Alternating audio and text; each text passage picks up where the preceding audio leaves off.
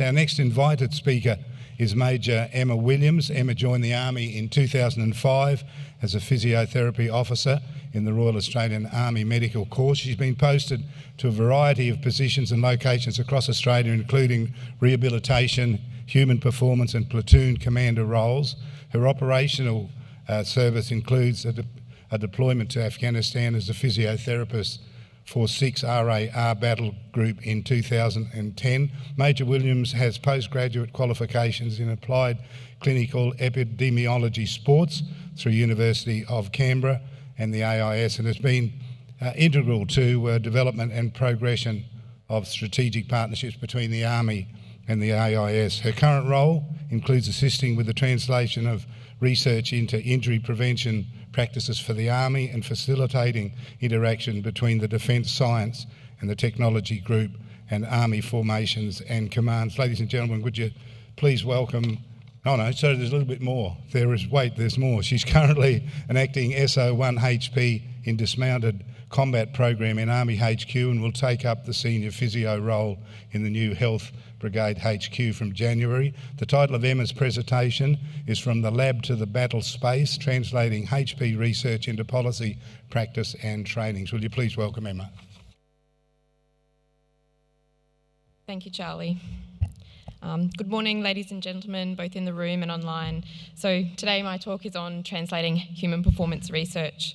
While I am currently working in Army headquarters, I'm not going to present on the work there today, so it's not an official Army headquarters presentation. It's more about my perspective as an Army physio over the last decade and a bit. And I'll be talking about how we translate research findings into practice so we can improve processes in Army moving forward. So having been an Army for 15 years an Army physio for 15 years and then posting into a 4Com human performance role, which wasn't really defined when I came into it. There was just this desire to pursue optimal physical performance, but from my perspective, having treated patients for the last 15 years in Army, the gap was really in injury prevention.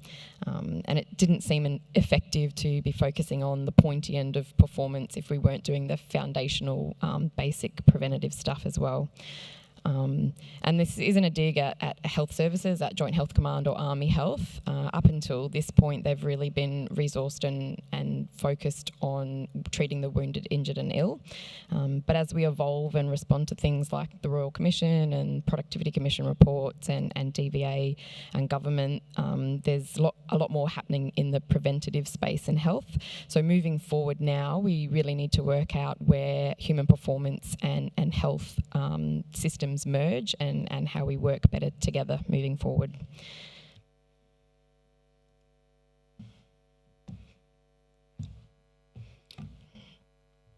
So if I've learnt anything in the last 3 years in human performance roles, is that when we talk about human performance, the same words can mean very different things to different people. So when I'm talking about human performance, I'm very much talking about what Colonel Costello talked about as well. It's about that effect that we want to achieve from training and behaviours to achieve that enhanced capability. So a bit of science humour to start off. Hopefully you'll take away more than 10% of what I talk about today. I've kept the slides very light. And yeah, I'm keen to engage with people in the breaks and offline afterwards if you want to learn more.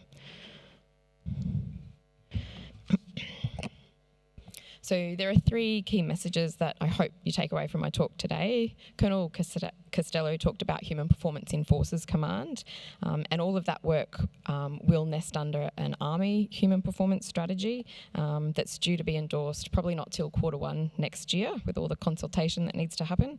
And the intent is that for that is to provide the direction and the resources to enable all of the dependencies, 4Com, SOCOM, 1Div, 2Div, to be able to have targeted human performance practices for each of those populations. And the strategy will give formations and units better clarity around what we're meaning by human performance, and will include frameworks and timelines and implementation plans.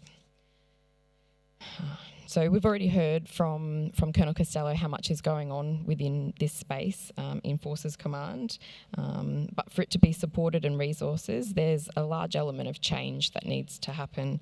And on a scale as large as Army, it takes time. So it's about managing how we optimise what we're doing now, but realise that a mature system is probably a few years down the track. So the outcome we want from human performance is behaviour change. We should be eating better, training better, recovering better, coping with stress better, to enhance performance of individuals and then ultimately teams to be able to fight and defeat our adversaries. We need to move away from the concept that human performance is something you go to a centre and do. It's really about how we deliver training, it's about how we absorb and process information, it's about how we react to stresses and adapt, both physically and mentally, for all members of Army, regardless of rank, role, or even health status. And this talks to the point there on foundational practices need to be prioritised before we get to the shiny, sexy stuff. And Mick Drew will talk later. He's from Joint Health Command, and he'll be talking about the relationship between performance and health. And certainly when we're talking about the foundational human performance research, there's a clear and direct overlap with health.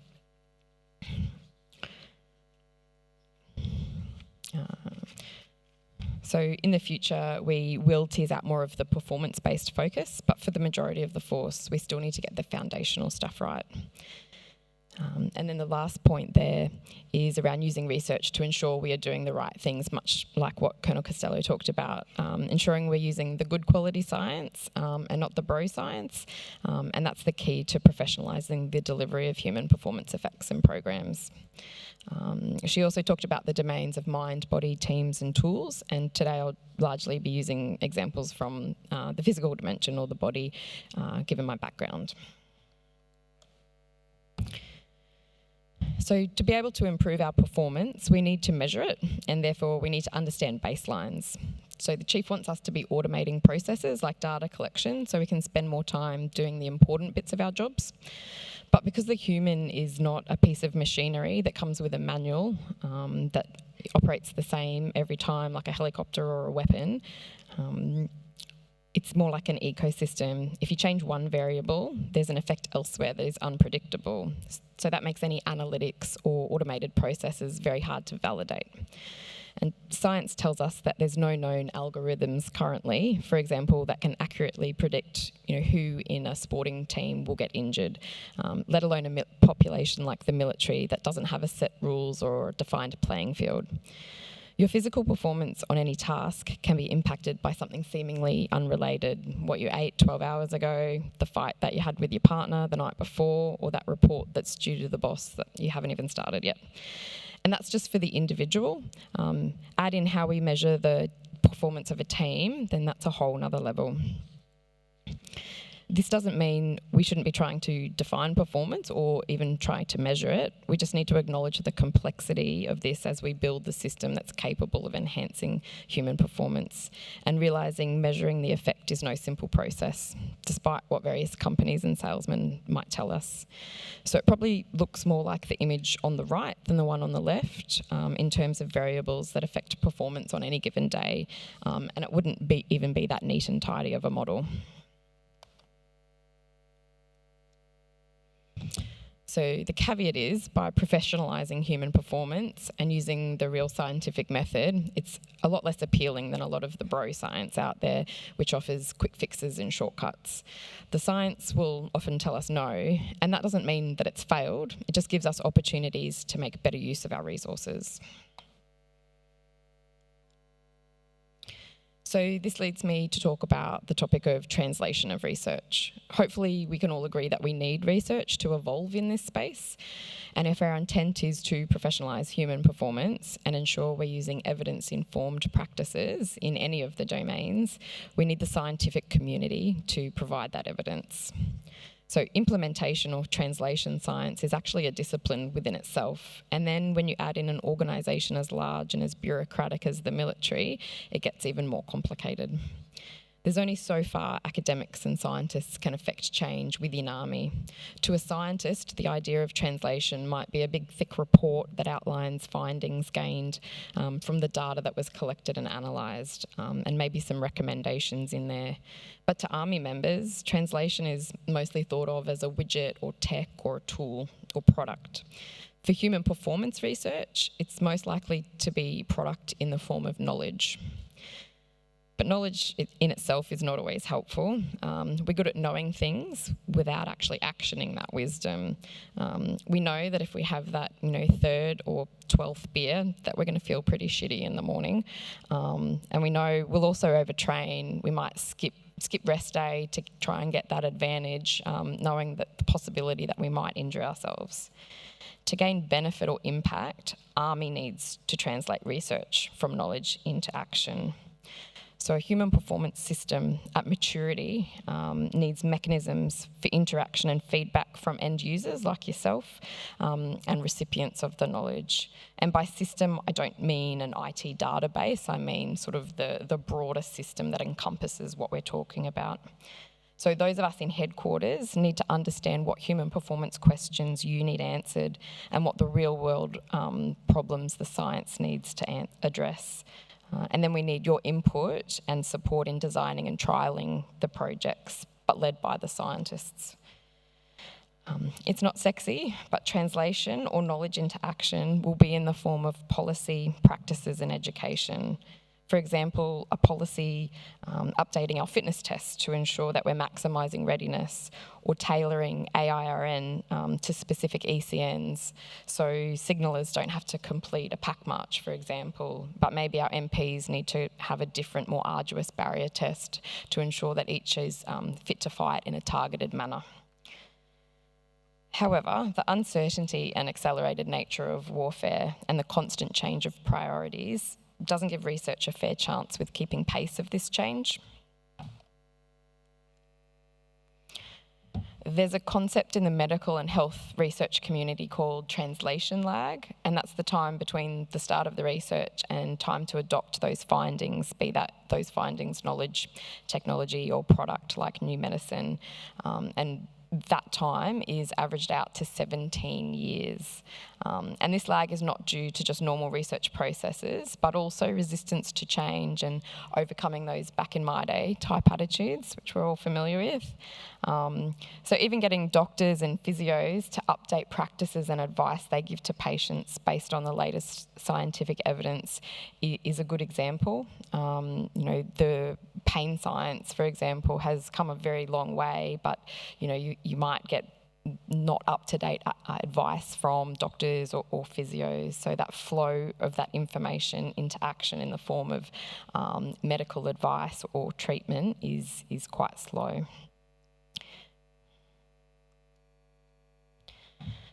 So in health research, that's commonly referred from bench to bedside, that time. And for research in defence, we want to close the lag time from the lab or clinical trials into the battle space, whether that battle space is training or in garrison or in a deployed environment. We acknowledge that not all research will have translatable findings for current problems. Colonel Costello talked about those Horizon 2 and 3 projects, and those are the ones looking out past 10 years. We need to be looking and investing in biotech, genetic enhancement, augmentation and the like. But we also need to be ready now and utilise existing knowledge as well as research projects that have application for the here and now to give us a capability advantage. So by the time a research is designed, pitched, endorsed, funded, access to humans is granted, ethics is approved, logistics is sorted, we're talking many, many months, if not more than a year for that time to pass. And then if you add in layers of multiple chains of command for paperwork to go up and down, and then not least the posting cycle, where things like research projects can really get lost in translation or missed altogether in a handover. So you're having to start that whole process again. And that's not that's without even mentioning a global pandemic or, floods, fires, and all those domestic support tasks which disrupt data collection, ability to access troops, and can shift priorities away from research, especially if it's not clear to the unit or the commander or the brigade commander what the benefit of the project is. And then there's the publishing of the results, which for an academic is their key KPIs. So the bit where any knowledge or tech or product or tools is given back to Army can get lost in that lengthy process and then potentially be redundant by the time that lag is finished. So why I'm interested in implementation and translation of human research into a capability enhancement for Army reflects what I've seen over the last few years in that human performance role. And listening to people like Curtis speak, it just refreshes my mind on why we're here and why we're doing this. You can get stuck up in Russell in Canberra and just be plugging away at all of this work, but it's I think really important to remain engaged with everyone in this room and all the different brigades, because it really reminds you what the motivation is behind this.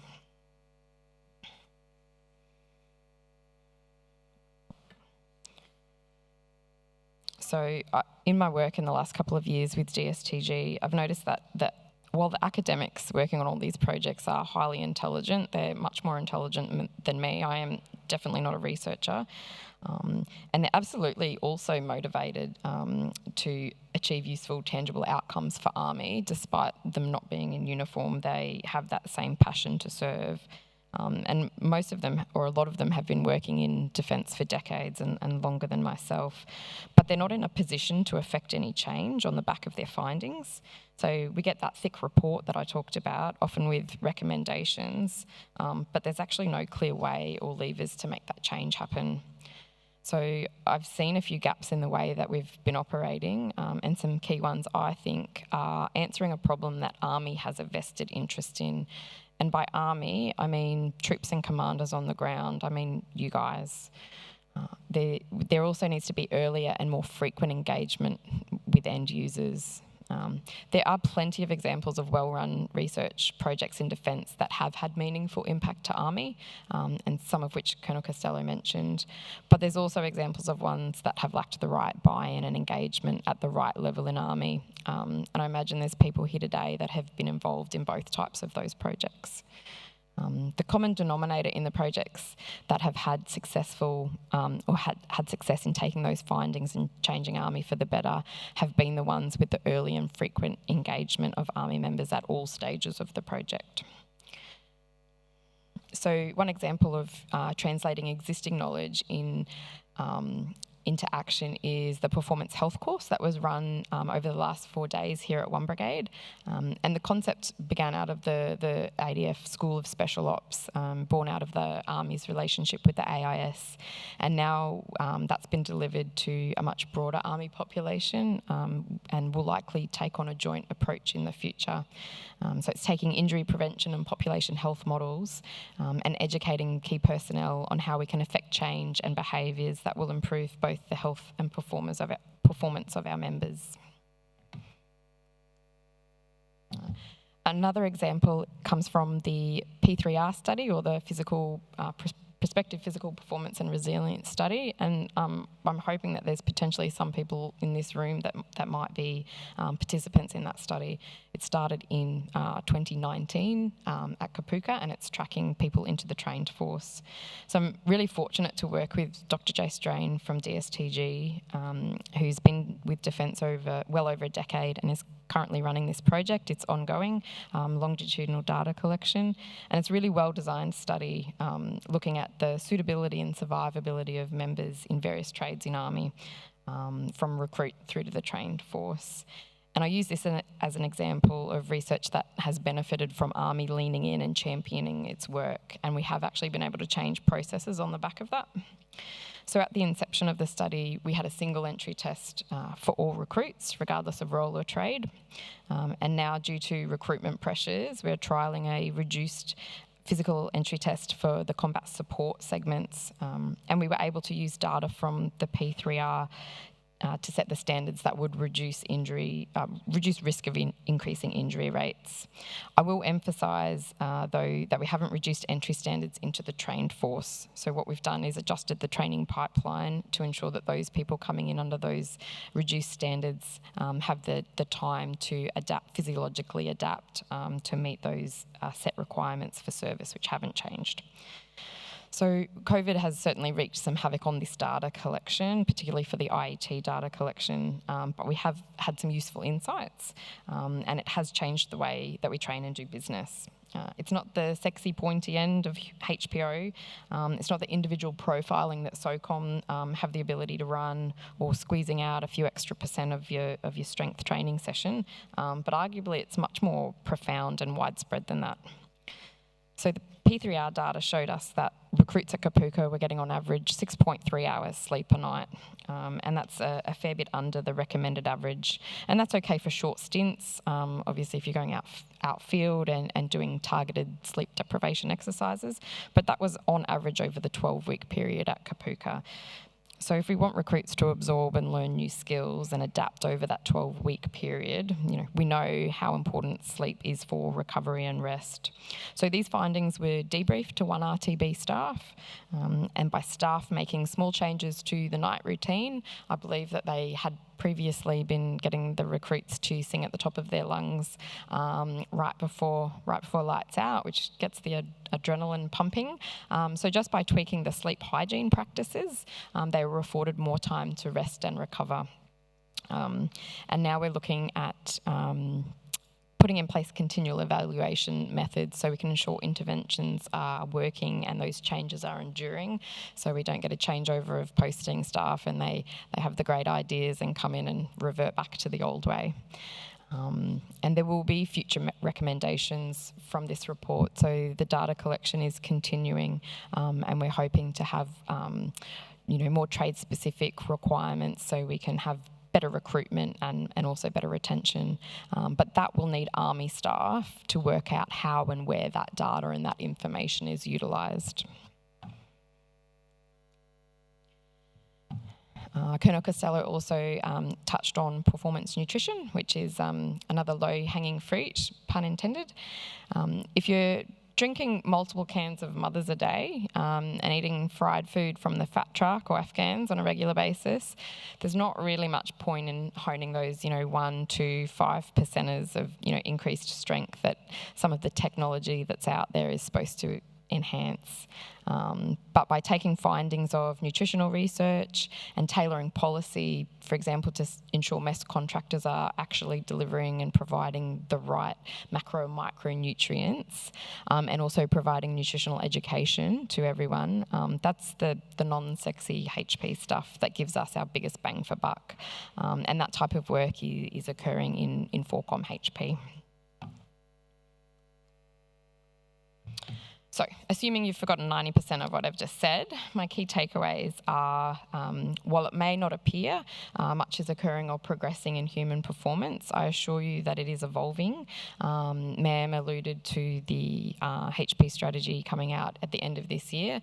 Need a little bit more consultation, so it'll probably be Q1 next year when that comes out. And we do need your feedback on that, so it's not the world according to all the old people in Army headquarters. And we need to ensure that strategy is providing the mechanisms to deliver the resourcing and the structure for people like yourself in 1 Brigade. Another key takeaway is while DSTG and academics have been and continue to support world-class research and provide Army with the knowledge, it's up to us in Army to pull that knowledge through into action. And there's lots of examples out there, but we're working to make that the norm and not the exception. Research needs to answer Army's human performance problems in a targeted manner, and the best way to beat that lag time to translating outcomes is to integrate Army members at every step of that research process. And finally, hopefully the theme of just be brilliant at the basics has come through. Sleep, eat, train, recover in appropriate doses. That's what the science tells us. On an individual level, the seemingly small stuff is going to make the biggest difference and enable teams to operate better. So let's support the good science and ditch the bro science. I'll now hand back to Charlie to introduce Ange, who's going to talk about her research, which is a really great example of answering an Army human performance problem and then translating that knowledge as it rolls out. Thank you.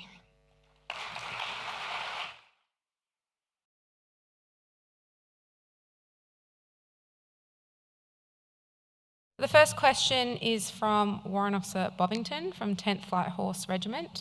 What is the risk in reducing the standards of the pre-fitness assessment, and how is that risk mitigated? Yep, that's a good question. So I'll start with the last bit first of how the risk has been mitigated. So we've been able to use existing data and have a look at pass rates and sort of time in training and completion rates, and have picked a level that will see them still survive Kapuka and then into IETs. But it's important to realise that we haven't changed the standards for gates into the trained force. So what we've done, the 1RTB staff have tailored training at the 12-week course and then onto the IETs. So the real risk is in the shorter IET courses, the courses for signallers and a lot of the courses at DCSTC are 18 months, and there's plenty of time to physically adapt over that time.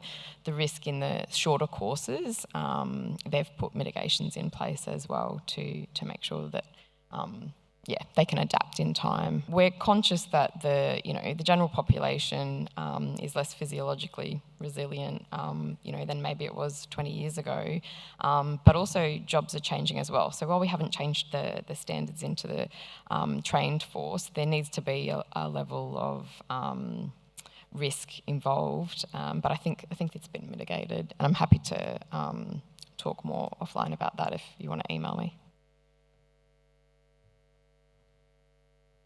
Okay, the next question is from Lieutenant Samuel Elwood, 5RAR.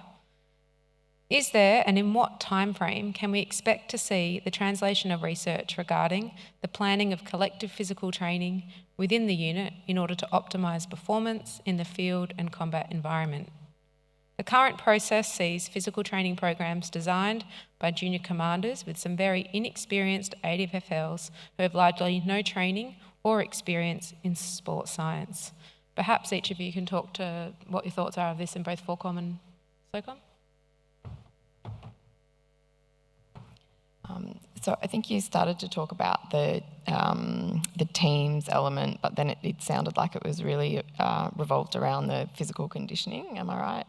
And I think there is work occurring to increase the rates of ADF CFLs, whatever they're called these days, in the brigades, which Colonel Costello talked about, but also there's work looking at the training progressions of PTIs and also the education around those members. So absolutely, we do need to grow that skill set and look to translate what we know already, the knowledge around physical training, into those courses. So it's an evolution. I think the question was around timeframes, and I probably don't have a solid answer for that. But there's definitely, at the school, at ALTC and the Army School of Health, they're very much looking at, improving the training for those members.